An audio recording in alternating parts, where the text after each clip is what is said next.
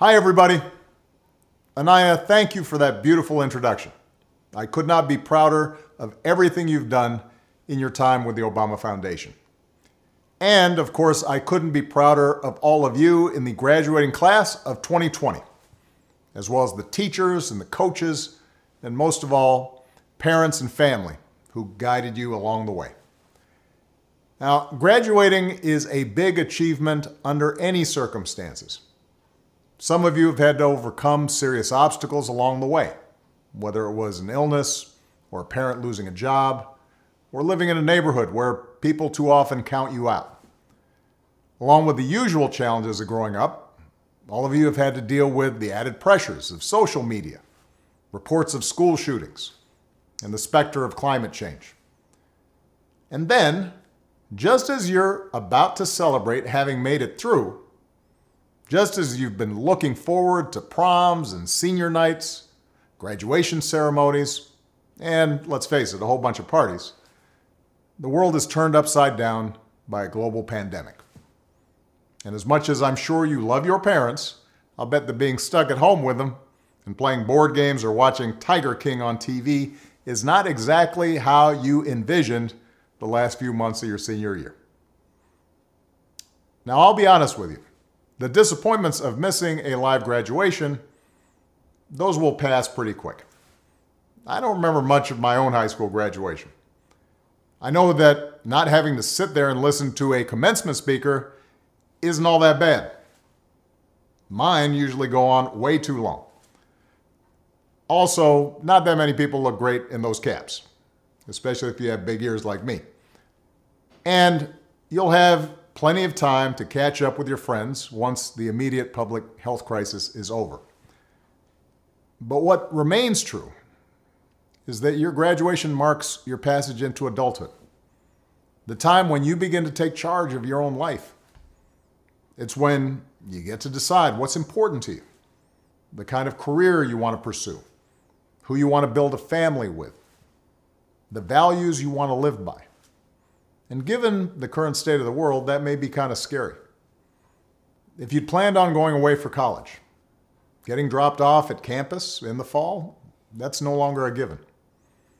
If you are planning to work while going to school, finding that first job is going to be tougher. Even families that are relatively well off are dealing with massive uncertainty. Those who were struggling before, they're hanging on by a thread. All of which means that you're going to have to grow up faster than some generations. This pandemic has shaken up the status quo and laid bare a lot of our country's deep-seated problems, from massive economic inequality to ongoing racial disparities to a lack of basic health care for people who need it. It's woken a lot of young people up to the fact that the old ways of doing things just don't work. That it doesn't matter how much money you make if everyone around you is hungry and sick, and that our society and our democracy only work when we think not just about ourselves, but about each other. It's also pulled the curtain back on another hard truth, something that we all have to eventually accept once our childhood comes to an end. You know, all those adults that you used to think were in charge and knew what they were doing? Turns out they don't have all the answers. A lot of them aren't even asking the right questions. So if the world's going to get better, it's going to be up to you. That realization may be kind of intimidating, but I hope it's also inspiring. With all the challenges this country faces right now, nobody can tell you, no, you're too young to understand, or this is how it's always been done. Because with so much uncertainty, with everything suddenly up for grabs, this is your generation's world to shape. Since I'm one of the old guys, I won't tell you what to do with this power that rests in your hands, but I'll leave you with 3 quick pieces of advice. First, don't be afraid. America's gone through tough times before. Slavery, civil war, famine, disease, the Great Depression, and 9/11. And each time, we came out stronger. Usually because a new generation, young people like you, learned from past mistakes, and figured out how to make things better.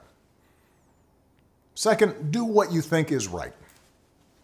Doing what feels good, what's convenient, what's easy, that's how little kids think. Unfortunately, a lot of so-called grown-ups, including some with fancy titles and important jobs, still think that way, which is why things are so screwed up. I hope that instead you decide to ground yourself in values that last, like honesty, hard work, responsibility, fairness, generosity, respect for others. You won't get it right every time. You'll make mistakes, like we all do. But if you listen to the truth that's inside yourself, even when it's hard, even when it's inconvenient, people will notice. They'll gravitate towards you. And you'll be part of the solution instead of part of the problem.